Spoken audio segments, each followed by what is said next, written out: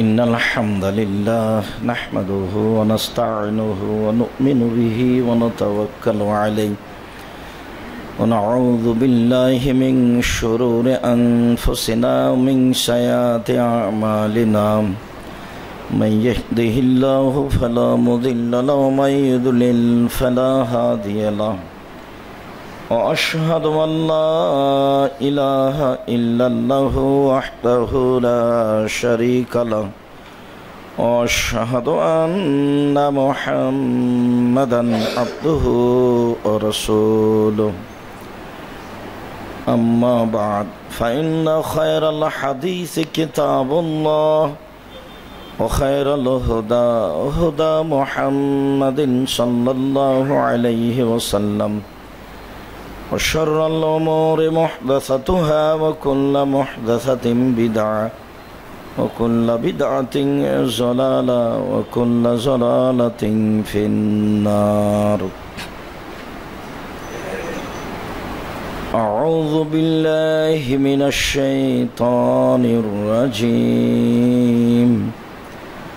بسم الله الرحمن الرحيم.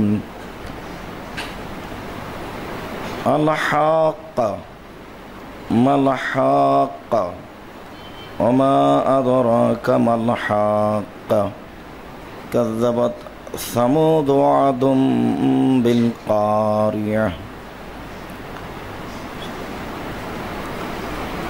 عن أنس رضي الله تعالى عنه قال قال رسول الله صلى الله عليه وسلم بوست أنا الساك هاتين وعشر بالشباب الوسطى رواه البخاري ومسلم. عن حذيفة بن اليمان رضي الله تعالى عنه قال اطلع علينا النبي صلى الله عليه وسلم ونحن نتذاكر الساعة قال ما تذكرون؟ قال نحن نذكر الساعة. قال رسول الله صلى الله عليه وسلم إنها لن تقوم حتى ترون 10 آية الدخان والدابة والدجال وطلوع الشمس من مغربها ونزول عيسى بن مريم وثلاث خسوف خسف في المشرق وخسف بالمغرب وخسف في جزيرة العرب وآخر ذلك تخرج النار من اليمن تطرد الناس إلى محشرهم وتلقي ريح الناس في البحر رواه البخاري ومسلم. সম্মানিত মসজিদের মুসল্লি, প্রশংসা আল্লাহর জন্য, শান্তি অবতীর্ণ হোক আল্লাহ রাসূলের উপর সাল্লাল্লাহু আলাইহি ওয়াসাল্লাম। আমাদের বিগত জুমাগুলি অনুযায়ী আজকের আলোচনা কিয়ামতের পূর্ব লক্ষণ, একেবারেই পূর্ব মুহূর্তে কি ঘটবে এ ব্যাপারে আমরা এক গুরুত্বপূর্ণ সংক্ষিপ্ত তথ্যবহল বিবরণের চেষ্টা করব ইনশাআল্লাহুল আজিজ। সম্মানিত মসজিদের মুসল্লি, আমরা বিগত জুমার আলোচনার শেষ আলোচনায় ছিল শেষ মুহূর্তে শেষ অবস্থায় মানুষের সাথে পশু প্রাণী কথা বলবে, পশু প্রাণীর সাথে মানুষ কথা বলবে।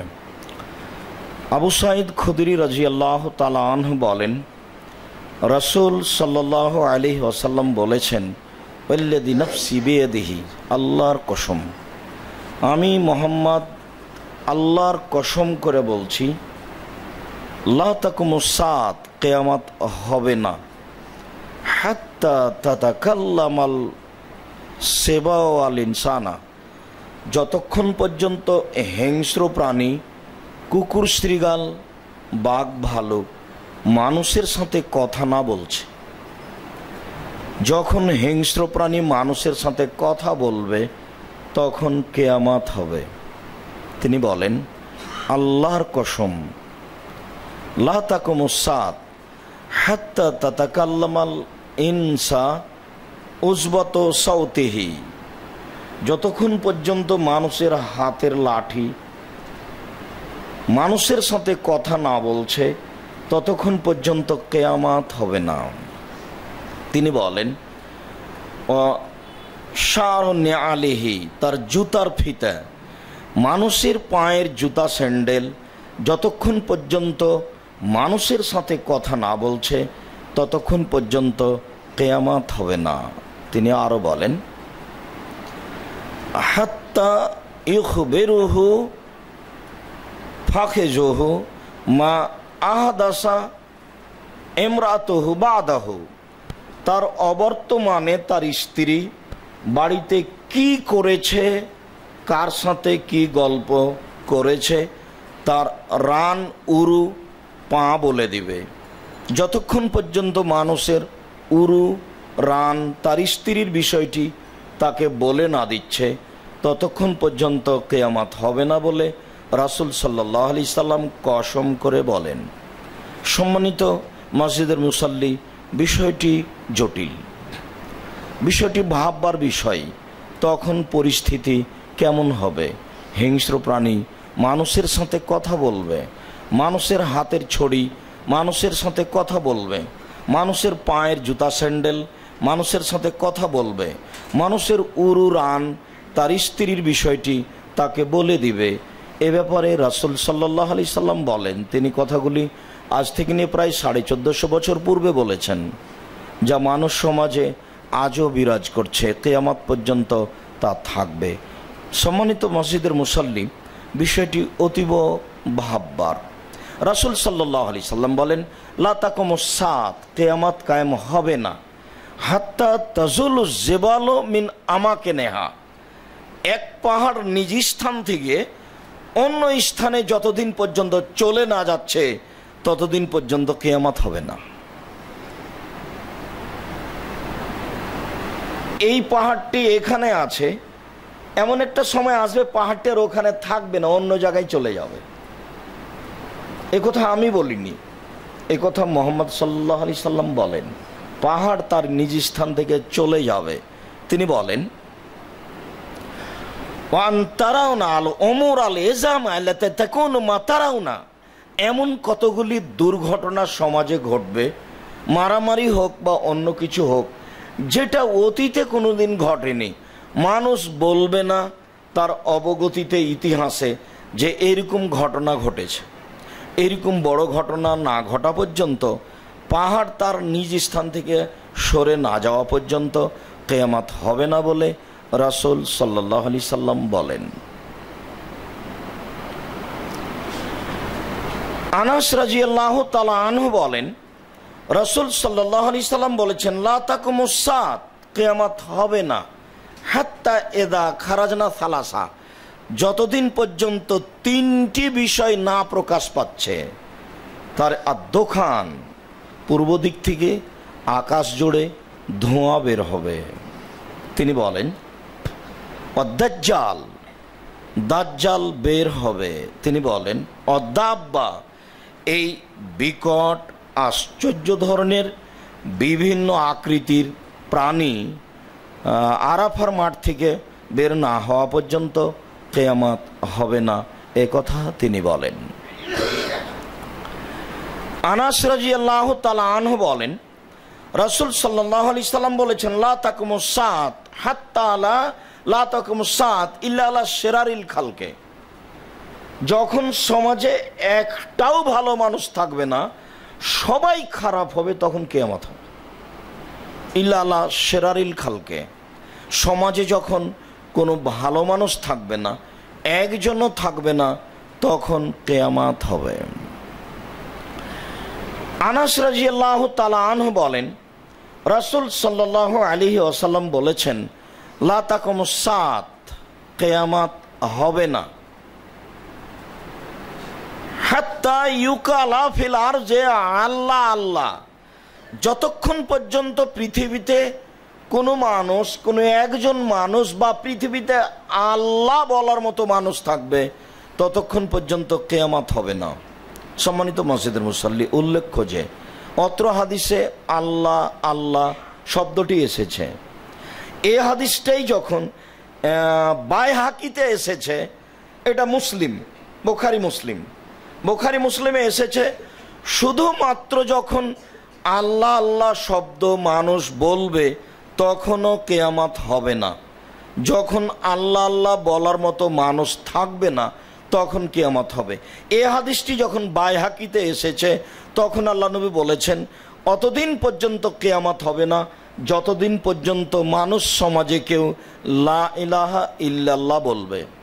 আমি আপনাকে অন্যদিকে বলতে চেয়েছি, এক শ্রেণীর মানুষ বলছে যে আল্লাহ আল্লাহ জিকির, তো অত্র হাদিস থেকে তারা প্রমাণ যেন না করে যে আল্লাহ আল্লাহও জিকির। এই যে হাদিসে আছে, এই যে বুখারী মুসলিমের হাদিসে আছে যে যতদিন পর্যন্ত আল্লাহ আল্লাহ বলার মানুষ আছে ততদিন পর্যন্ত কিয়ামত হবে না। আল্লাহ আল্লাহর অর্থ হলো লা ইলাহা ইল্লাল্লাহ। এই হাদিসই যখন অন্য জায়গায় এসেছে তখন লা ইলাহা ইল্লাল্লাহ পূর্ণ উল্লেখ হয়েছে। আল্লাহ আল্লাহ নামে কোনো জিকির নেই, আল্লাহ আল্লাহ বলা নামে আল্লাহকে ডাকা হয় না, পূর্ণ লা ইলাহা ইল্লাল্লাহ হতে হবে। এক শ্রেণীর মানুষ দলিল আদিল্লা পেশ করে সমাজে এই কথা বলছে, কাজেই বলতে গিয়ে বাকি কথাটুকু আপনার সামনে পেশ করে রাখলাম, আপনাকেও জনমানুষ ভুল পথে হাদিস দেখিয়ে না নিয়ে যেতে পারে। এদেশে এই মসজিদের বাইরে একটা বই পাওয়া যায়, মরণ একদিন আসবেই। আপনাকে আমি পড়ার জন্য অনুরোধ করেছিলাম। আমি যখন আমার শ্বশুর বাড়ি থেকে বের হতাম তখন আমার শ্বশুর বৃদ্ধ মানুষ, অনেক পথ আগিয়ে আসতেন। আমি শতবার নিষেধ করলেও তিনি আমার কথা উপেক্ষা করে বারবার বলতেন, কিভাবে রাস্তায় চলবা, কিভাবে গাড়িতে উঠবা, বাচ্চা কাচ্চা নিয়ে কি করবা। এইসব কথাগুলি প্রয়োজন আছে কি না আমি বুঝতাম না, তবে তিনি খুব প্রয়োজন মনে করে অনেক পথ আগিয়ে আসতেন। তখন আমি মনে মনে বলতাম, এমন একদিন আসবে যেদিন ইনি আর আসবেন না। এটা আমার অন্তরে খুব বলতো, যার কারণে আমি তাকে জোর দিয়ে কিছু বলতাম না। তো আমি খালি বলতাম যে আচ্ছা ঠিক আছে, তবে না জেলেই হয়, আপনি না জেলে কোনো সমস্যা নেই, এটা বলতাম। এর চেয়ে বেশি কিছু বলতাম না, তবে মনে মনে বলতাম এমন একদিন আসবে যে ইনি আর আসবেন না।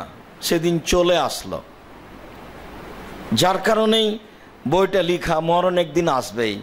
আমাদের রাজশাহী চাঁপাইনবাবগঞ্জ দেবীনগর হাই স্কুলের মাস্টার একদিন বলছে, আব্দুর রাজাক সাহেব, এটা কমন কথা, মরণ একদিন আসবে, তো এই বিষয়ে বই লিখার অর্থ কি হয়? তখন আমি বললাম, আপনি একটু পড়েন তো বইটা বলছে আমি খুব কম করে না হলো 10 বার পড়েছি। আসলে মরণ একদিন আসবে এটা তো কমন কথা, সবার জানা কথা, তারপরে যে এখানে এত কিছু আছে তা আসলে আমি তা ভাবিনি। মরণ একদিন আসবেই, এই বইয়ে কিয়ামতের পূর্ব লক্ষণে অনেক বিবরণ দেওয়া আছে। হুযায়ফা ইবনুল ইয়ামান রাদিয়াল্লাহু তাআলা আনহু বলেন, তিনি খুব বিচক্ষণ, সতর্ক, বুদ্ধিমান মানুষ। তার মুখের চেহারার দিকে সাধারণত মানুষ লক্ষ্য করতে পারত না। তার মুখে ভীতি প্রকাশ পেত ওমর রাদিয়াল্লাহু তাআলা আনহুর মতো। তিনি বলছেন, ইত্তালা আলাইনা নবী সাল্লাল্লাহু আলাইহি ওয়াসাল্লাম, হঠাৎ একদিন আল্লাহর নবী আমাদের নিকটে আসলেন। ওয়া নাহনু নাতাযাকারু সাআতা, তখন আমরা কিয়ামতের বিষয়ে বলাবলি করছিলাম। আমরা কিয়ামত নিয়ে বলাবলি করছিলাম। ইতিমধ্যে আল্লাহর নবী আমাদের কাছে আসলেন। তিনি বললেন, মা তাযকুরুনা, তোমরা কি বলাবলি করছো? কুলনা, আমরা বললাম, নাহনু নাযকুরু সাআ, আমরা কিয়ামতের কথা বলাবলি করছি। তখন তিনি বলছেন, ইন্নাহা লান তাকুমা, কিয়ামত হবে না তো, হাত্তা তারাউনা আসরা আয়া, যতক্ষণ পর্যন্ত তোমরা 10টি চিহ্ন না দেখছো, 10টি লক্ষণ না দেখছো, বাস্তব না দেখছো, ততদিন পর্যন্ত কিয়ামত হবে না। সুম্মা যাকারা, এই কথা বলেই তিনি বলতে লাগলেন যে এই তিনি বলতে গিয়ে বললেন, আদ্যখানা, ধোঁয়া বের হবে পূর্ব দিক থেকে আকাশ জুড়ে।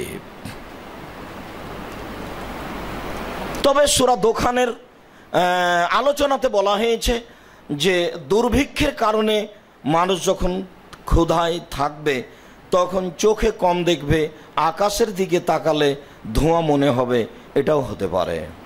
এটা বিদ্বানদের মতামত মাত্র। যেহেতু কিয়ামতের পূর্ব লক্ষণ, কাজে একেবারেই শেষ মুহূর্তে ধোঁয়া বের হবে পূর্ব দিক থেকে আকাশ জুড়ে, এইটা একটা লক্ষণ। তিনি বলেন অদাব্বা, এই বিভিন্ন আকৃতির ভয়ঙ্কর প্রাণী আরাফার মাঠ থেকে মাটি ফেটে বের হবে, এইটা পৃথিবীর পূর্ব লক্ষণ। আমরা ইবনু সাইয়্যিদ, আসলে ইবনু সাইয়্যিদ দাজ্জাল কিনা, ইবনু সাইয়্যিদ কে, এই বিষয়ে আলোচনা করতে গিয়ে আবারও এই কথাটি আসতে পারে পরবর্তী জুমায়। সম্মানিত মসজিদের মুসল্লি, পরের বাক্যে রাসূল সাল্লাল্লাহু আলাইহি ওয়াসাল্লাম বললেন অদাজ্জালা, দাজ্জাল যতদিন বের না হবে। আমরা বিগত আলোচনায় দাজ্জালের বেরের ব্যাপারে একটি বিবরণ পেশ করেছি, আজকে আরেকটি বিবরণ পেশ করে রাখছি। আমরা সেদিন বলছিলাম যে ঈসা আলাইহিস সালাম নেমে আসবেন সিরিয়ার দেমাস্ক শহরের বড় মসজিদের শ্বেত পাথরের মিনারের মাধ্যমে দুইজন ফেরেশতার সহযোগিতায়। তখন আসরের সালাতের একামত দেওয়া হয়েছে। ইমাম মাহাদি বলবেন সাল্লাল্লাহু, আপনি আমাদের ইমামতি করান। তখন বলবেন না না না না, আপনারাই পরস্পর সম্মানী মানুষ, আপনাদের ইমামতি আপনারাই করান, আমি নই। ঈসা আলাইহিস সালাম ইমাম মাহাদিকে সম্মান দিয়ে এই কথা বলবেন। বুখারী মুসলিমের আর একটা হাদিসে এসেছে যে ওই সময়ে শেষ মুহূর্তে মুসলিম মদিনা থেকে বের হয়ে ইরাক প্রান্তে এক জায়গায় সমবেত হবেন ইহুদি খ্রিস্টানদের বিরুদ্ধে লড়াই করার জন্য। তারা দাবাক ও আমালিক গোত্রের লোকজন, তারা বলবে আমাদের লোকজনকে তোমরা আটকে রেখেছ, ছেড়ে দাও, নইলে তোমাদের সাথে যুদ্ধ চালাবো আমরা। তখন মুসলিম প্রধান বলবেন না। এই সময়ে তারা সারিবদ্ধ হয়েছে, সারিবদ্ধ হয়ে ফাঁকা জায়গায় মাঠে সালাত আদায় করবে। মুসলিম যোদ্ধারা ইতিমধ্যে কথা ছড়াবে, আরে শোনো শোনো শোনো, দাজ্জাল প্রকাশ পেয়েছে, দাজ্জাল প্রকাশ পেয়েছে। তখন তারা এই যুদ্ধ বাদ দিয়ে ছুটে দাজ্জালের খবর নেবে, দাজ্জাল কোথায়। রাসূল সাল্লাল্লাহু আলাইহি সাল্লাম বলেন ওই সময় ঈসা আলাইহিস সালাম থাকবেন সেখানে। আল্লাহ নবী বলেন ঈসা আলাইহিস সালাম যখন দাজ্জালকে দেখবেন, দাজ্জাল যখন ঈসাকে দেখবেন, তখন এদুবু কামা এদুবুল মিলু ফিল মায়ে, দাজ্জাল গলতে থাকবে, লবণ যেমন পানিতে গলে যায়, দেখে দেখে গলতে থাকবে, লবণ যেমন পানিতে গলে যায়। তো দাজ্জালকে এই অবস্থায় যদি ঈসা আলাইহিস সালাম রেখে দেন তাহলে গলে শেষ হয়ে যাবে। কিন্তু আল্লাহ রাসূল বলছেন না, সময় একতলহ, ঈসা আলাইহিস সালাম তাকে হত্যা করবেন। সময় ইরিহু নাসা, তারপর জনগণকে দেখাবেন, এই দেখো এই দেখো এই দেখো, দাজ্জালের রক্ত আমার তরবারিতে লেগে আছে, এই দেখো। এই কথাটা বলে আপনাকে আর একটা কথা বলতে চেয়েছি। হিজবুত তাওহীদ এক শ্রেণীর মানুষ, যারা ধর্মীয় মানুষ, তারা বলতে চাচ্ছে যে দাজ্জাল কিছু নয়, দাজ্জাল হচ্ছে ইহুদি খ্রিস্টান। একবারে নগদ মিথ্যা কথা। আমি তো ওইভাবে বলতে পারি না। বিগত জামিয়া সালাফিয়া রূপগঞ্জ নারায়ণগঞ্জ ঢাকার বক্তব্যে আব্দুল্লাহ আপনাদের সামনে বক্তব্য পেশ করছিল 4টা বিষয়ে। তার একটা ছিল হিজবুত তাওহীদ, ওখানে খুব বিস্তারিতভাবে তন্ন তন্ন করে বলা হয়েছে। আপনারা সেখান থেকে সংগ্রহ করলে হিজবুত তাওহীদ সম্পর্কে যথাযথভাবে তাদের আকীদা আদর্শ বুঝতে পারবেন। সম্মানিত মসজিদের মুসল্লি, দিনী ভাই বোন, রাসূল সাল্লাল্লাহু আলাইহি ওয়াসাল্লাম বলছেন ঈসা আলাইহিস সালাম দাজ্জালকে হত্যা করবেন। দাজ্জাল একটা মানুষ, যা আজকের আলোচনাতে আরো প্রকাশ পাবে। সময়ের ব্যবধানে আমরা বলার চেষ্টা করছি। তিনি বলেন সুম্মা তলু আশ-শামসু মিন মাগরিবিহা, 10টি পৃথিবী ধ্বংসের শেষ মুহূর্তের বড় লক্ষণ, তার একটি হচ্ছে সূর্য পশ্চিম দিক থেকে উঠবে, পূর্ব দিকে আর যাবে না। এমন একদিন চলে আসবে যখন পূর্ব দিকে যাওয়ার অনুমতি চাইবে তখন আল্লাহ বলবেন না, আর অনুমতি হবে না, তোমাকে পূর্ব দিকে যেতে হবে না, তুমি আজকে পশ্চিম দিক থেকেই উঠো। রাসূল সাল্লাল্লাহু আলাইহি সাল্লাম বলেছেন, সূর্য যখন পশ্চিম দিক থেকে উঠবে, লা ইয়ানফাউ নাফসান ঈমানুহা, তখন মানুষের ঈমান আর কোনো কাজ করবে না। সূর্য যতদিন পূর্ব দিক থেকে উঠবে ততদিন পর্যন্ত মানুষ যদি বলে আমার ভুল হয়েছে, আল্লাহ মাফ করো, তাহলে তা গ্রহণ হয়ে যাবে। সূর্য যেদিন পশ্চিম দিক থেকে উঠবে সেই দিন মানুষ যদি এই কথা বলে তাহলে তার কথা গ্রহণ হবে না বলে রাসূল সাল্লাল্লাহু আলাইহি সাল্লাম বলেছেন। কতদিন, কয়দিন, কিভাবে পশ্চিম দিক থেকে উঠবে তা বলতে পারছি না, তবে রাসূল সাল্লাল্লাহু আলাইহি সাল্লাম বলেছেন সূর্য পশ্চিম দিক থেকে উঠবে, সেদিন মানুষের ঈমান কোনো কাজ করবে না। তিনি বলেন, নজুল ঈসা ইবনে মারইয়াম, মারইয়ামের ছেলে ঈসা নেমে আসবেন, তখন দাজ্জাল থাকবে, তখন ইমাম মাহদী থাকবেন। এই সময়ে ঈসা আলাইহিস সালাম নেমে আসবেন পৃথিবীতে, পৃথিবী ধ্বংসের পূর্ব লক্ষণ। ও ইয়াজুজ ও মাজুজ, ইয়াজুজ মাজুজ সম্প্রদায়, তারা আদমের ছেলে মেয়ে, তারা আদম সন্তান।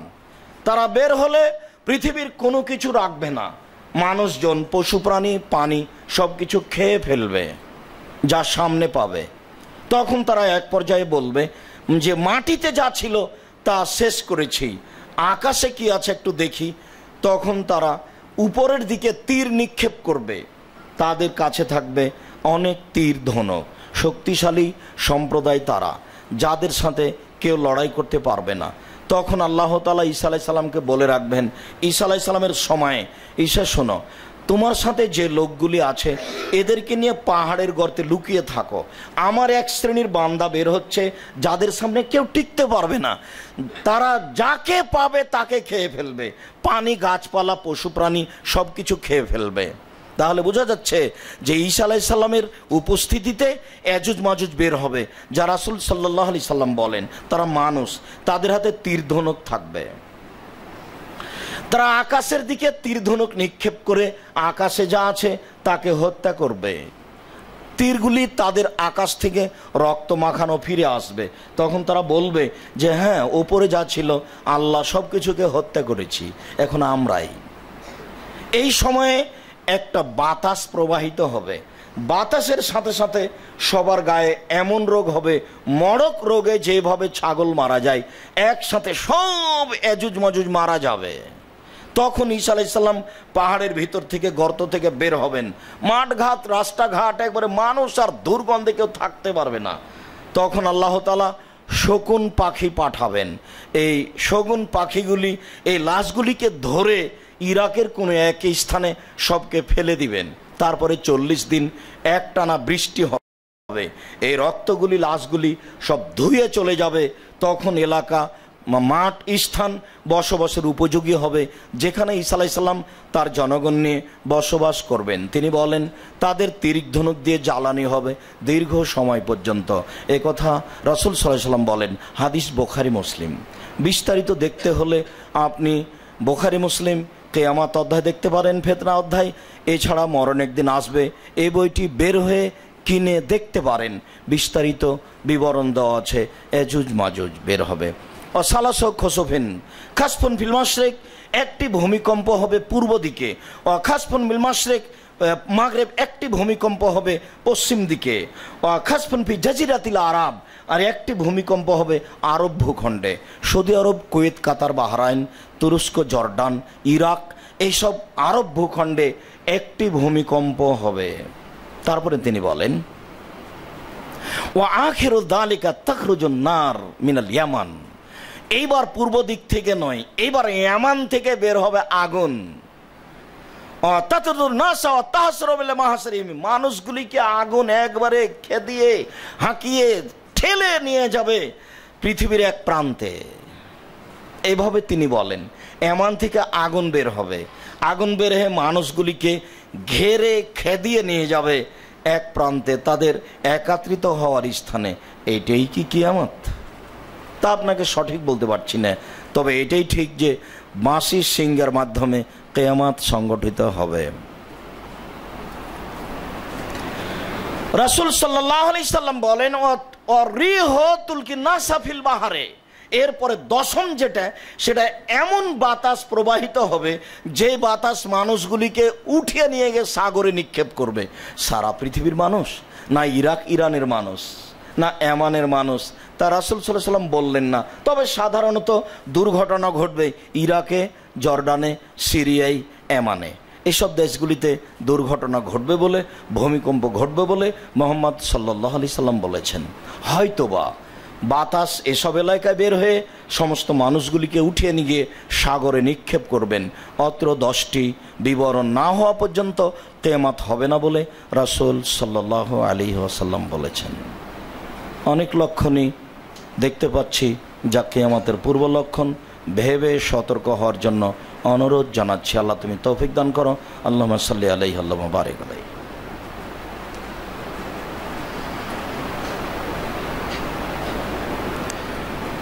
আলহামদুলিল্লাহ ওয়াহদা ওয়াসসালাতু ওয়াসসালামু আলা মান লা নাবিয়্যা বাদা। দাজ্জাল। আনাস রাদিয়াল্লাহু তাআলা আনহু বলেন, রাসূল সাল্লাল্লাহু আলাইহি সাল্লাম বলেছেন, মা মিন নাবিয়্যিন ইল্লা আনযারা কওমাহু আদ-দাজ্জালা। একেবারে প্রত্যেক নবী, নূহ থেকে নিয়ে মুহাম্মদ সাল্লাল্লাহু আলাইহি সাল্লাম পৃথিবীতে যত নবী এসেছেন, 1,24,000 বিবরণ ঠিক, মতান্তরে 2,24,000, হাদিসটি জাল। সমস্ত নবী তার নিজ নিজ সম্প্রদায়কে দাজ্জাল সম্পর্কে সতর্ক করেছেন। সবাই বলেছেন যে আদ-দাজ্জালু আল কাযযাবু আল মাকতুবু কাফারা আলা জাওয়াদিহি। সে দাজ্জাল হবে মিথ্যুক, তার কপালে লেখা থাকবে কাফারা আলা আওয়ারো, সে হবে কানা, সে হবে চোখে কানা। সে বলবে আমি আল্লাহ, এক হাতে থাকবে জাহান্নাম আর এক হাতে থাকবে জান্নাত। হেলান দিয়ে ঘুমাচ্ছেন কেন মসজিদে? এ কোন হিসাব? ঘুম আসে কেন? রেডি হয়ে ঠিকঠাক হয়ে বসে ঠিক মতো বসে থাকেন, এটা শান্তির ব্যাপার থাকতেই পারে। আপনি হেলান দিয়ে বসে ঘুমাবেন কেন? হেলান দিয়ে বসিয়েন না। মসজিদের সকল পুরুষ ও মহিলা মুসাল্লিদের নিকটে আমরা অনুরোধ জানাচ্ছি, খুতবাকে মূল্যায়ন করার চেষ্টা করুন। স্বাভাবিক গতানুগতিক অনুযায়ী খুতবা শোনার চেষ্টা করবেন না। সবাই খেয়াল করে সতর্ক থাকার জন্য চেষ্টা করুন, অনুরোধ রক্ষা করুন। আনাস রাদিয়াল্লাহু তাআলা আনহু বলেন, রাসূল সাল্লাল্লাহু আলাইহি ওয়াসাল্লাম বললেন,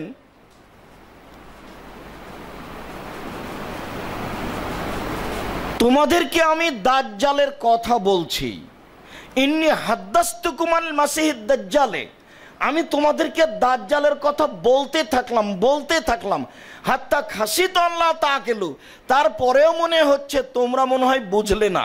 সাহাবীগণকে বলছেন, আমি তোমাদের সামনে দাজ্জালের কথা বলতে থাকলাম, তবুও মনে হচ্ছে যে তোমরা মনে হয় দাজ্জালের কথা বুঝলে না। তাই আমার আশঙ্কা হচ্ছে, শোনো, ইন্নাল দাজ্জালাল মাসিহা দাজ্জালা কাসিরুন, নিশ্চয় দাজ্জাল হবে সাইজে খাটো, আফহাজ, পাগুলি হবে লম্বা লম্বা, জাদুন, মাথায় থাকবে কোঁকড়া কালো কালো চুল, আওয়ার, চোখে হবে অন্ধ, মাতমুসুল আইনে, একটি চোখ হবে সমান, লাইসা বে নাতিয়াতিন ওয়ালা হাজ্জা, সমান বলতে চক্ষুটা যে উঠে উঁচু হয়ে থাকবে এ কথাও নয়, চক্ষুটা যে ভিতর দিকে গর্তে ডুবে থাকবে এ কথাও নয়। তারপরে আবার বলছেন, শোনো, এর পরেও যদি বুঝতে না পারো, ফালিমু, মনে রেখো, ইন্না রাব্বাকুম লাইসা বিআওয়ারা, তোমাদের প্রতিপালক কিন্তু কানা নন। শেষ কথাটি এই কথা বললেন, শোনো, তোমাদের প্রতিপালক কিন্তু কানা নন। এইটা তো দেখে বুঝতে পারবা। তার মানে ও তো জনগণের সামনে বলবে যে আমি আল্লাহ, অনেক ক্ষমতা দেখাবে, বেশ সুন্দর বৃষ্টি হচ্ছে, শাকসবজি গজাচ্ছে, চোখের সামনে মানুষকে মারছে, হত্যা করছে, জীবিত করছে, অনেক কিছু দেখে আপনি মনে করবেন এ সত্যই মনে হয় আল্লাহ। নিজেকে আল্লাহ বলে দাবি করবে, জাহান্নাম জান্নাত দেখাবে নগদ, তখন মানুষের ঈমানের কি হবে? তাই তো তিনি বলছেন, আমি তোমাদের কত যে দাজ্জালের কথা বললাম, তবু আমার আশঙ্কা হচ্ছে হয়তোবা তোমরা বুঝতে পারলে না। শোনো, দাজ্জাল হবে সাইজে খাটো, দাজ্জালের পাগুলি হবে লম্বা লম্বা, দাজ্জালের মাথায় থাকবে কোঁকড়া কোঁকড়া কালো চুল, দাজ্জাল হবে কানা, মাতমসল আইনে তার একটি চোখ লাগানো লিপা থাকবে, যা খুব উঁচু হবে না, যা খুব নিচুও হবে না। শোনো, এরপরেও যদি তোমরা বুঝতে না পারো তাহলে মনে রেখো, তোমাদের প্রতিপালক কানা হবেন না, কানা হচ্ছে দাজ্জাল। কিছুই যদি মনে না থাকে তাহলে আমার এই শেষ কথা এইটা তো মনে থাকবে। দাজ্জাল। ফাতেমা বিনতে কায়েস রাদিয়াল্লাহু তাআলা আনহা বলেন, সমিত মুনাদি রাসূলুল্লাহ সাল্লাল্লাহু আলাইহি ওয়াসাল্লাম ইউনাদি আস-সালাতু জামিয়া। আমি মহিলা মানুষ বাড়িতে ছিলাম, দেখলাম চিৎকারকারী বলে যাচ্ছে যে মসজিদে এখন সলাৎ শুরু হতে যাচ্ছে, চিৎকার করে যাচ্ছে, সলাৎ শুরু হতে যাচ্ছে। তখন ফাখারাজতু ইলাল মসজিদে, আমি মসজিদে গেলাম। ফাসাল্লাইতু মান নবী সাল্লাল্লাহু আলাইহি সাল্লাম, আমি রাসূলের সাথে সালাত আদায় করলাম। ফালাম্মা কাজা সালাতাহু, যখন আল্লাহ রাসূল সালাত শেষ করলেন, জালাসা আলা মিম্বারিহি, তখন তিনি তার কাঠের মিম্বারের উপরে উঠে বসলেন। ওহ ইয়াজহাক, তখন একটু মুখে হাসি হাসি ছিল, হাসি মুখে তিনি কাঠের মিম্বারের উপরে উঠে বসলেন, উঠে বলছেন, হাল তাদরুনা লিমা জামাতুকুম, তোমরা কি বলতে পারো আমি তোমাদের কেন থাকতে বললাম, কেন বসতে বললাম? কুল্লা মুসাল্লি আলজামু মাকানাহুম, শোনো শোনো, সবাই তোমার নিজ নিজ জায়গায় বসে থাকো। কথা বললে নিজ নিজ জায়গায় বসে থাকতে হয় যাদের সামনে বলবেন। শোনো, তোমরা সবাই নিজ নিজ জায়গায় বসে থাকো। তোমরা কি বলতে পারো আমি তোমাদের কেন বসতে বললাম? কালু আল্লাহ রাসূলুহু আলাম, জি না, আমরা বলতে পারছি না। আপনি যে কেন আমাদেরকে বসতে বললেন তা আমাদের জানা নেই। তখন আল্লাহ রাসূল বলছেন, মা জামাতুকুম লিরাগবাতিন ওয়া লিরাহাবাতিন, আমি তোমাদেরকে জাহান্নামের ভয় দেখানোর জন্য আর জান্নাতের প্রতি আগ্রহী করার জন্য বসতে বলিনি। আন্না তামিম আদ-দারি কানা রাজুলান নাসরানিয়ান ফাজা আসলামা ওয়া হাদাসানি হাদিসান। তামিম দারি একজন খ্রিস্টান মানুষ, তামিমদারি একজন খ্রিস্টান মানুষ ও এসেছে, ও ইসলাম গ্রহণ করেছে। ও হাদাসানি হাদিসান আন মাসিহিদ দাজ্জালে, ও দাজ্জাল সম্পর্কে কাহিনী বলছে। আল্লাযী ইউফিকুকুম আন মাসিহিদ দাজ্জাল আলাইকুম, ওটা মিলে যাচ্ছে ওই দাজ্জালের সাথে যে দাজ্জালের কথা আমি তোমাদের বলি, সেই কাহিনী ও বলছে। তো আমি তোমাদেরকে ওই তামিমদারির কাহিনী শোনানোর জন্য থামতে বললাম। শোনো, তামিমদারি বলছে যে আন্নাহু রাকেবা ফি সাফিনাতিন বাহারিয়াতিন মা সালাসিনা রাজুলান মিন লাকমি ওয়া জজাম। তামিমদারি লাখম সম্প্রদায়ের এবং জজাম সম্প্রদায়ের 30 জন মানুষ সহ একটি বড় নৌকায় স্টিমারে উঠেছিল। 2 সম্প্রদায়ের 30 জন মানুষ। তামিমদারি বলছে, ও বলছে ফালাইবা বেনাল মৌজ ফিল বাহারে সাহারান, উঠার পরে 1 মাস যাবত সাগরের ঢেউ আমাদেরকে নিয়ে খেলল। উঠার পরই ঝড় বৃষ্টি উঠল, নৌকা যে কোন দিকে গেল তা আমরা বুঝতে পারলাম না। মাস ব্যাপী নৌকা আমাদেরকে সাগরে নিয়ে খেলল। ফারফুইলা জাজিরাতেন হিনা তাগরিবুস শামস, 1 মাস পরে কোনো একদিন সন্ধ্যার সময় সাগরের এক প্রান্তে গিয়ে, দ্বীপের এক প্রান্তে গিয়ে স্টিমার লাগলো। ফাজালাসনা ফি আকরাবি সাফিনাতে, আমরা তখন ছোট ছোট নৌকায় উঠে বসলাম। বড় নৌকা স্টিমার অনেক পানিতে মাটিতে ঠেকে যায়, যেখান থেকে পার্শ্বে যাওয়া সহজ নয়। তাই ওই সব বড় স্টিমারে ছোট ছোট নৌকা থাকে, আমরা ছোট ছোট নৌকায় উঠে বসলাম। তারপর আমরা ফাদাখালনাল জাজিরাতা, আমরা দ্বীপের মধ্যে প্রবেশ করে গেলাম। যখন আমরা দ্বীপের মধ্যে ঢুকে গেলাম, ফালাকিয়াতনা দাব্বা আহলাবু কাসিরু সারে লা ইয়াদরুনা মাকবুলুহু মিন দুবুরিহি মিন কাসরাতি সারে, হঠাৎ একটা প্রাণীর সাথে আমাদের দেখা হলো। এক আশ্চর্য অভিনব ভয়ানক প্রাণী, যার গায়ে এত লোম, লোমের কারণে বোঝা যায় না তার কোথায় মুখ আর কোথায় পিছন। লোম আর লোম, শরীর হাত ভর্তি হয়ে আছে লোমে, কোন দিকে মুখ আছে আর কোন দিকে পিছন আছে তা আমরা বুঝতে পারি না।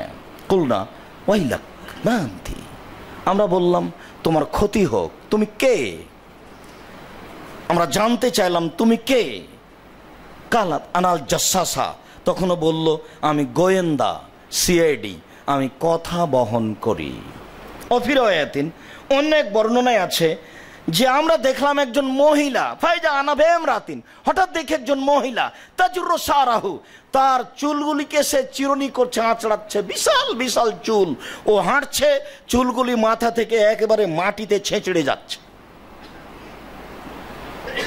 তিনি একবার বলেন দেখলাম এক আশ্চর্য প্রাণী যার গায়ে এত লোম, লোমের কারণে বোঝা যায় না কোথায় মুখ আর কোথায় পিছন। আবার বলছেন দেখলাম হঠাৎ একজন মহিলা, তার মাথায় এত চুল, সে চুলগুলি চিরুনি করছে। দুইটারই বর্ণনা একই। আমরা বললাম তোমার ক্ষতি হোক, তুমি কে? তখন উত্তরে বলল আনাল জাসাসা, আমি হচ্ছি সিআইডি, আমি কথা বহন করি। এইটুকু বলার পরই বলছে ইজাব এলা হাজার রাজুল ফিদ্দাইরে, এইখানে এই ঘরে একটি লোক আছে, আপনারা দ্রুত সেখানে যান।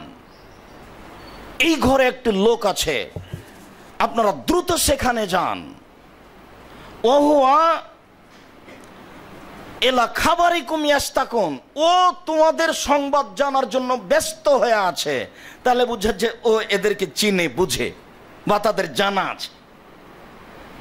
এই ঘরে একটা লোক আছে, যে লোকটা তোমাদের সংবাদ শোনার জন্য ব্যস্ত হয়ে আছে। ফারিক নাম তাকে না শয়তানাতান ফাসাম্মালতালানা, যখনই বলেছে যে এই ঘরে একটা লোক আছে, যে লোকটা তোমাদের খবর শোনার জন্য ব্যস্ত হয়ে আছে, তখন আমরা ভয় পেয়ে গেলাম। সন্ধ্যার সময় তো 30 জন মানুষ থাকলে কি হবে, আমরা ভয় পেয়ে গেলাম যে শয়তান নাকি, শয়তান নাকি আমাদেরকে এই ঘরে যেতে বলছেন কেন? ফাসরানা ফাদাখালনা দায়রা, আমরা দৌড়িয়ে ছুটে গিয়ে ঘরে ঢুকলাম, দৌড়িয়ে ঘরে ঢুকলাম। ফাইদা হুয়া ইনসানুন আজিম, দেখি এক বিশাল মানুষ।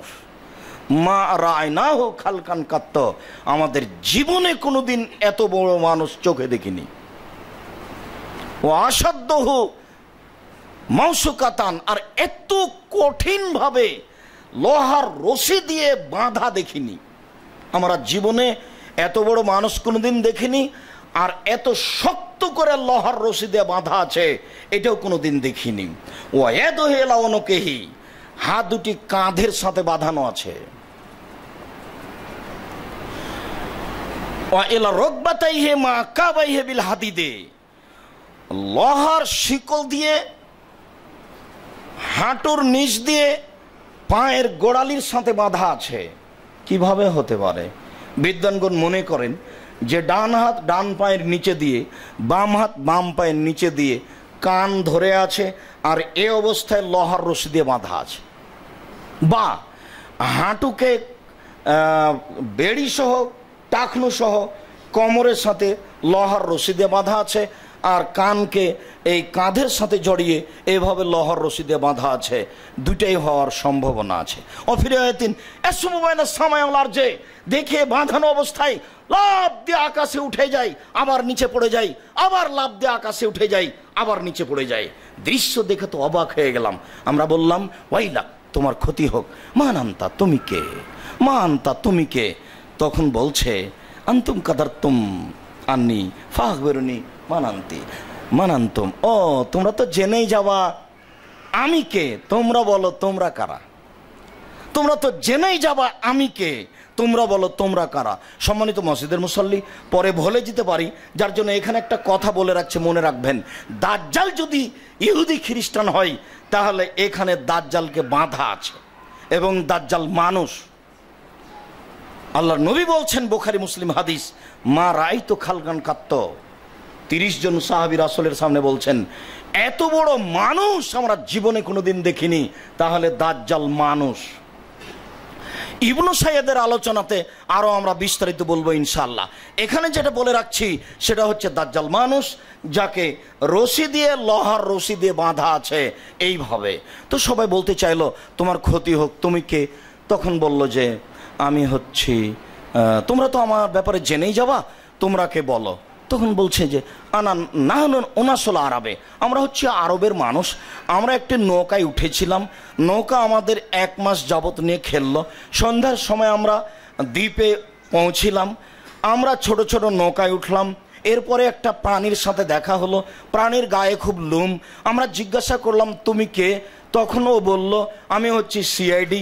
তারপরে বলল যে এই ঘরে যাও, ওই ঘরে একটা লোক আছে তোমাদেরকে দেখার জন্য ব্যস্ত হয়ে আছে। আমরা তার কথায় ভয় পেলাম, আমরা মনে করলাম শয়তান নাকি, দৌড়িয়ে চলে আসলাম এই তোমার এখানে, দেখি তোমার এই অবস্থা। তখন বলছে আচ্ছা আচ্ছা ঠিক আছে। আখ বেরুনি আন নাখলে বাইশান, ইরাকে বাইশান নামক গ্রামে একটি খেজুর গাছ ছিল। হাল ফিহা তুসমেরো, খেজুর গাছে কি খেজুর ধরে? বললাম না। আমরা বললাম হ্যাঁ খেজুর ধরে, খুব খেজুর ধরে। তখনও বলল ইউশিক আল্লাহ তুসমেরা, অচিরে এমন একদিন আসবে খেজুর ধরবে না, তার মানে গাছটাই থাকবে না। এজুজ মাজুজ যেদিন বের হবে সেদিনে গাছটাকে খেয়ে নেবে। এই দাজ্জাল এই কথাটা বলে দিল। ইরাকের বাইশান নামক গ্রামে একটি খেজুর গাছ ছিল, তাহলে বোঝা যাচ্ছে যে এর জানা আছে, চলাফেরা আছে এইসব এলাকায়। খেজুর গাছটিতে খেজুর ধরে কিনা, গাছটিও উল্লেখযোগ্য, হ্যাঁ ধরে। শুনে রাখো এমন একদিন আসবে এই খেজুর গাছটা থাকবে না। তারপরে বলছে আখ বেরুনি আন বহেরাতি তাবারিয়াতে, ইরাকে একটি বিল ছিল, তাবারিয়া একটি বিল ছিল। হালফিয়া মাউন হালেজরাহমিন মায়া, সে বিলে কি পানি আছে? সেই এলাকার লোক কি সেখান থেকে পানি উঠিয়ে জমি চাষ করে? বললো না হিয়া কাসিরাতুল মায়ে। আমরা বললাম জি হ্যাঁ, সে বিলে অনেক পানি আছে। কালা ইউশে কাইয়াধাব, বললো অচিরেই এই বিলে পানি থাকবে না। তার মানে এজুজ বাজুজ বের হয়ে এই বিলের পানি খেয়ে শেষ করবে, বিলে কোনো পানি থাকবে না, এই কথা বলে দিল। ও বলল অচিরেই বিলে পানি থাকবে না। তারপর বলছে আখ বেরুনি আন আইনি জোগারিন, আচ্ছা জোগার নামে একটা পুকুর ছিল ইরাকে, সেই পুকুরটা কি আছে? কেউ বলছে সিরিয়ায়, আর কেউ বলছে এমানে। আচ্ছা এই পুকুরটা কি আছে? হালফিয়া রহমিন আহমিন মায়া, সেই পুকুরের আশেপাশের লোকেরা কি সেখান থেকে পানি উঠিয়ে জমি চাষ করে? সেই পুকুরে অনেক পানি আছে, এলাকার লোকেরা সেখান থেকে পানি উঠে জমি চাষ করে। এরপরে আর বলল না যে এই পুকুরের পানি কি হবে। এরপরে বলছে আখ বেরুনি আর নবীল উম্মিন, তোমরা আমাকে একটু বলো নিরক্ষর নবী সম্পর্কে। আমাদের নবী মুহাম্মদ সাল্লাল্লাহু আলাইহি সাল্লামের অক্ষর জ্ঞান ছিল না, তিনি ছিলেন নিরক্ষর নবী। দাজ্জালের খুব ভালোভাবে জানা আছে। নিরক্ষর নবী সম্পর্কে বলো, তার অবস্থা কি? তো কুলনা, আমরা বললাম কাদহারাবা মিন মক্কা ইলা ইয়াসরাব ওয়া নাযালা ফি ইয়াসরাব, ও তো মক্কা থেকে মদিনায় পালিয়ে গেছে, ও তো এখন মদিনায় ইয়াসরাবে অবস্থান করে। ওমা হালুহু, তার অবস্থা কি? তখন বলছে হালু আসসেজাল, তার অবস্থা হচ্ছে বালতি। বালতি মানে যুদ্ধ হয়েছে দুইবার, একবার ও জয়ী হয়েছে আর একবার আমরা জয়ী হয়েছি। একবার ও পরাজয় হয়েছে আর একবার আমরা পরাজয় হয়েছি। বালতির অর্থ হলো এই যে আগেকার যুগে ইদারা থেকে পানি উঠাতে হতো, তারপরে মানুষ পানি পান করত। তো আপনার পিপাসা লেগেছে, আপনি ইদারাতে বালতি নামিয়ে পানি উঠিয়ে পান করে এই বালতিটা রেখে চলে গেলেন। এখন আমি আবার বালতিটা নিলাম আমার প্রয়োজনে, আমিও নামালাম, পানি উঠালাম, পান করলাম, চলে গেলাম। তাহলে বালতি একবার আপনার হাতে, বালতি একবার আমার হাতে। তো মোহাম্মদের অবস্থা এখন বালতি।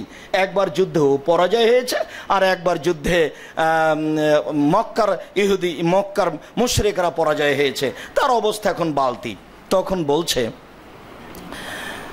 বলছে ওয়াজিবুন লাহুম, তাদের জন্য উচিত, ওয়াজিবুন লাহুম, তাদের জন্য উচিত আইয়ুতিহ, তারা যেন তাকে মেনে নেয়। দেখছেন কার কথা শুনবেন? যদি দাজ্জালের কথা শুনেন তাও যে বাঁচবেন। দাজ্জাল বলছে যে তাদের উচিত তারা যেন মোহাম্মদকে মেনে নেয়। পৃথিবীতে কোনো মানুষকে মানতে হবে না মোহাম্মদ সাল্লাল্লাহু আলাইহি সাল্লাম ছাড়া। দাজ্জাল বলছে তাদের জন্য উচিত তারা যেন মোহাম্মদকে মেনে নেয়। মানে আজ থেকে যেন বাংলাদেশের কোনো মসজিদে জুমার দিন যেন 2 আজান না হয়। 2 আজান হলে তো রাসূল সাল্লাল্লাহু আলাইহি সাল্লামকে মেনে নেওয়া হলো না। বলে ওটা তো উসমান দিয়েছেন। তাহলে রাসূলেরটা তিতা লাগে কেন? রাসূলেরটা তিতা লাগে আর সাহাবীরটাই মিঠা লাগে। কানাকে হাইকোর্ট দেখানো নাকি? এসব কোন হিসাবে? এগুলো রজব মাসে রোজা থাকা, যেটা ধর্ম নয় সেটা করছো কেন? তাদের উচিত, তাদের জন্য ভালো হবে মোহাম্মদকে মেনে নেওয়া। আমি বলি আমি কে? তখন বলছে আন্নি মুখবেরুকুম আন্নি দাজ্জাল, আমি তোমাদেরকে বলে দিচ্ছি আমি হচ্ছি দাজ্জাল। ফাইজানলি, আমাকে এখান থেকে বের হওয়ার অনুমতি দেওয়া হবে। ফা আখরুজা ওয়াসিরা আরবাইনা লাইলা, আমি 40 দিন সারা পৃথিবী চলবো। মা হাবাত্তহা মা মিনাল যে ইল্লা হাবাত্তহা, পৃথিবীর সারা প্রান্তে চলে নিব 40 দিনে। 40 দিনে সারা পৃথিবী চলবো। ইল্লা মক্কা আল মদিনা, শুধুমাত্র মক্কা এবং মদিনায় প্রবেশ করতে পারবো না। কুল্লা মারাদ আনাদ খোলা, যতবার আমি মক্কা এবং মদিনায় প্রবেশের চেষ্টা করব, ইয়াসুদ্দুনি আল মালায়েকাত বিসাইফে সালতান, খোলা তালোয়ার নিয়ে ফেরেশতা মোকাবেলা করবে। মক্কা মদিনায় ঢোকার জন্য 7টা গেট আছে, 7টা গেটের ফেরেশতা আছেন পাহারাদার। কোনো সময় দাজ্জাল মক্কা এবং মদিনায় প্রবেশ করতে পারবে না। ও বলছে আমি যতবার চেষ্টা চালাবো মক্কা এবং মদিনায় প্রবেশের, ততবার ফেরেশতারা আমাকে বাধা দিবেন খোলা তরবারি নিয়ে। তবে কেউ মারতে পারবে না, মারবে না। কেন মারবে? তাকে মাত্র ঈসা আলাইহিস সালাম, যা মুহাম্মদ সাল্লাল্লাহু আলাইহি সাল্লাম বলেছেন আমি চেষ্টা করলে আমি ঢুকতে পারবো না। এই পর্যন্ত বলার পরেই আল্লাহ রাসূলের হাতে লাঠি ছিল। তিনি সাধারণত লাঠি হাতে নিয়েই কথা বলতেন, যার কারণে আমরা জুমার দিনে সাধারণত আপনাদের সামনে লাঠি হাতে নিয়েই কথা বলি। তিনি তার হাতে লাঠি ছিল মেকসারাতেই, তিনি ওই তার মেম্বারটাতে এইভাবে মারতে লাগলেন, হাজিহি তাইবা, হাজিহি তাইবা, হাজিহি তাইবা, এটাই মদিনা, এটাই মদিনা, এটাই মদিনা। এই মদিনায় দাজ্জাল প্রবেশ করতে পারবে না। শুনে রেখো, ওহ ইয়াখরুজু মিন ইয়ামান, ওহ ইয়াখরুজু মিন ইরাক, ও ইয়াখরুজু মিনাল মাশরিক ফা আউমা বিয়াদিহি ইলাল মাশরিক। তিনি বললেন দাজ্জাল বের হবে মিন বাহরিল ইয়ামান, ইয়ামানের সাগর হতে। সে বের হবে সিরিয়া ইরাকের সাগর হতে, সে বের হবে পূর্ব দিক হতে। নিশ্চিত তিনি বললেন না কোথা থেকে বের হবে, তবে তিনি তৃতীয়বারে বললেন পূর্ব দিক থেকে বের হবে, আর প্রথম 2 বার বললেন যে সাগর থেকে বের হবে। আর আটকানো আছে, বাঁধানো আছে সাগরে, সাগরের এক মরুভূমিতে, সাগরের এক দ্বীপে বাঁধা আছে। আজও বাঁধা আছে কিনা তা বলতে পারছি না। এ ব্যাপারে বিদ্বানগণ কোনো জোরালো হাত রাখতে পারেন না, সবাই এভাবে বলে রেখে দিচ্ছেন দাজ্জাল সত্য, এ কথা সত্য, দাজ্জাল মানুষ, এ কথা সত্য, দাজ্জাল আকৃতিতে অনেক বড়, এই কথা সত্য, দাজ্জাল সাইজে হবে খাটো, যা মুহাম্মদ সাল্লাল্লাহু আলাইহি ওয়াসাল্লাম বলেছেন, দাজ্জালের পাগুলি হবে লম্বা লম্বা, দাজ্জালের মাথায় থাকবে কোঁকড়া কোঁকড়া চুল, দাজ্জাল হবে অন্ধ, একটি চোখ কানা, দাজ্জালের কানা চোখটি সমতল থাকবে, উঁচুও থাকবে না নিচুও থাকবে না। তাই মুহাম্মদ সাল্লাল্লাহু আলাইহি ওয়াসাল্লাম বললেন মনে রেখো তোমাদের প্রতিপালক কানা হবেন না। প্রত্যেক নবী নিজ নিজ উম্মতকে দাজ্জালের ব্যাপারে সতর্ক করেছেন। আজকের সতর্কে সবসময় এই দোয়া পড়তে বলছি, বিশেষভাবে সালাম ফেরার পূর্বে, আল্লাহুম্মা ইন্নী আউযু বিকা মিন আযাবি জাহান্নাম ওয়া আউযু বিকা মিন আযাবিল কবর ওয়া আউযু বিকা মিন ফিতনাতিল মাসীহিদ দাজ্জাল। তোমার কাছে বাঁচতে চাই কবর শাস্তি হতে, তোমার কাছে বাঁচতে চাই জাহান্নাম হতে, তোমার কাছে বাঁচতে চাই দাজ্জালের ফিতনা হতে। প্রতিদিন খেয়াল করে সালাম ফেরার পূর্বে এই দোয়া পড়বেন, আউযু বিকা মিন ফিতনাতিল মাহি ওয়াল মামাত। তোমার কাছে বাঁচতে চাই ইহকালের বিপদ পরকালের বিপদ হতে, তোমার কাছে বাঁচতে চাই ঋণকর্য হতে বড় পাপ হতে, তোমার কাছে বাঁচতে চাই ঋণকর্য হতে বড় পাপ হতে। বিশেষভাবে সূরা বাকারার শেষ 10 আয়াত জুমার দিন, আহা ইন্না লিল্লাহ, সূরা কাহাফের শেষ 10 আয়াত, সূরা কাহাফের প্রথম 10 আয়াত, পুরো সূরা কাহাফ অথবা সূরা কাহাফের প্রথম 10 আয়াত প্রতিদিন সকালে পড়ার চেষ্টা করবেন, বিশেষভাবে জুমার দিন। মুহাম্মদ সাল্লাল্লাহু আলাইহি সাল্লাম বলেন কেউ যদি জুমার দিন সূরা কাহাফের প্রথম 10 আয়াত পড়ে তাহলে তাকে দাজ্জালের ফিতনা থেকে রক্ষা করা হবে। হাদিস সহি। সম্মানিত মসজিদের মুসল্লি, আমরা কিয়ামতের পূর্ব লক্ষণ সম্পর্কে আপনাদের সামনে গুরুত্বপূর্ণ বিষয় পেশ করছিলাম। এ ব্যাপার আমরা শেষে এসে দাজ্জাল থেকে বাঁচার জন্য কিছু সতর্কবাণী পেশ করছিলাম। এরপরে আমরা জরুরি কথা বলতে যাচ্ছি, সেটা হলো এই যে আপনাদের এই আলামিন মসজিদ সম্পর্কে সবার অবগতি আছে। আমি জানি না আমার দিনী ভাই বোন এই মসজিদের জমিটা কেনার ব্যাপারে এত দেরি করছেন কেন? সংকীর্ণতা আপনাদের কোথায়? চূড়ান্ত হয়ে গেছে, টাকা দেওয়া হচ্ছে, হবে ইনশাল্লাহ, মসজিদ নির্মাণ হবে ইনশাল্লাহ। এ ব্যাপারে দেরির কিছু নেই। সকল দিনী ভাই বোনকে সবাকেই যারা ভ্যান চালক আছেন তাদের কাছে অনুরোধ থাকছে, নিচে নিম্নে 500 টাকা, ঊর্ধ্বে 50,000 টাকা, 5 লক্ষ টাকা, সব দ্রুত নিজ নিজ দিয়ে কাজটি করে ফেলুন। রমজানের আগে কাজ করতে হবে এবং রমজানের পরপরই এই নির্মাণের কাজ করার জন্য পদক্ষেপ নিতে হবে ইনশাল্লাহ। জরুরি ভিত্তিতে আমাদের কাজগুলি করতে হবে মর্মে সকল মসজিদের মুসল্লি ভাই বোনকে অনুরোধ জানাচ্ছি। পরে বলছি, সম্মানিত মসজিদের মুসল্লি, অনেক মানুষের দাবি যে আমাদের জন্য দোয়া করা হোক।